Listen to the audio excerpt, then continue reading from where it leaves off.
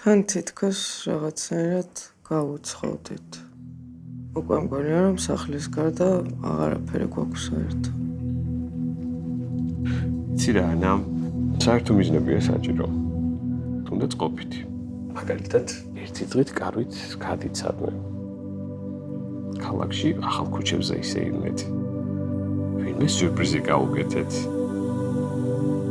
სხვისთვის ბედნიერების მოტანა ზოგჯერ ყველაზე დიდი ბედნიერება. ურთიერთობაში მთავარია მოლოდინი ვართ. იმედგაცრუება მხოლოდ სხვაობა, შედეგსა და შენს მოლოდინს შორის. შეიძლება რომ ურთიერთობაში მარტო გრძნობდე თავს. სიმარტოვე კიდე სხვა რამეა. ეგ უფრო მიჩვევა. ანუ რაც ადრე მოგწონდა, ნელ-ნელა რუტინა ხდება. და ვეღარ აფასებ იქამდე, სანამ არ დაკარგა. წესი წელს ბოლოს ესია. ეცადე ახალი წელი ურთიერთობების განახლების სიმბოლოდაც იქცეს. ნაძვის ხეს არ დგავთ? აღარ. რამდენიმე წელი.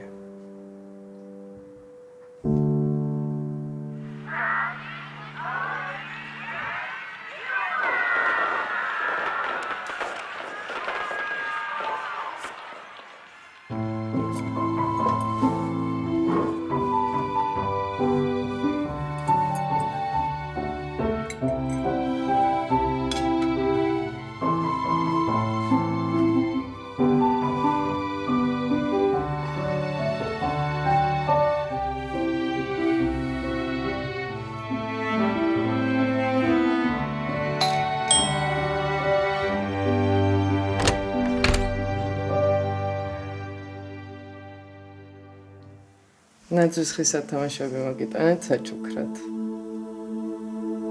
როგორც მეჩეთ, სურპრიზ გიკეთებთ ერთად.